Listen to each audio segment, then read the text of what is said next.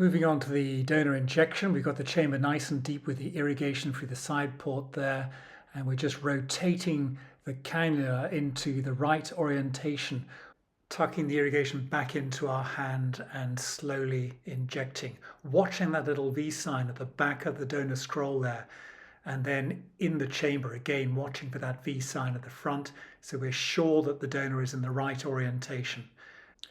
Then we're slowly pulsing the donor open into a nice configuration and making sure the pressure isn't too high in the chamber before we leave. Now for the best control, you want to hold the cannula like a pen in your dominant hand and then feel the plunger in up against the barrel there. It gives you much better control than just pressing on the end of the plunger. Checking the orientation of the graft always at the back, looking at that V sign there, and at the front, again highlighted in the little rectangle there.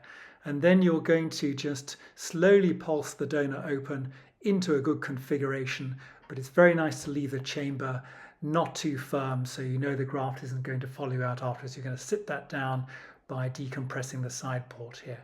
Let's go to some live film and see how that looks outside the scope. Good. A little bit of pressure on the eye. Turn this the right way up. Good. Nice and still, nice and relaxed there. Just get that moving. That's going. I'm looking at the back end of that.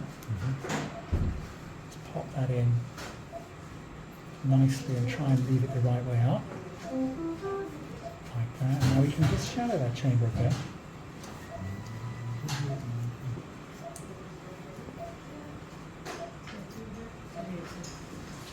That in. And if we're clever, we can open it up.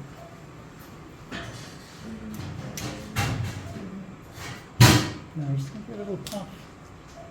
See if we can't open it up a bit there. Okay. It's the right way up, so we'll sit that down there. Flatten that and remove this. Are you going to use the portrait? Look straight, please. That's why.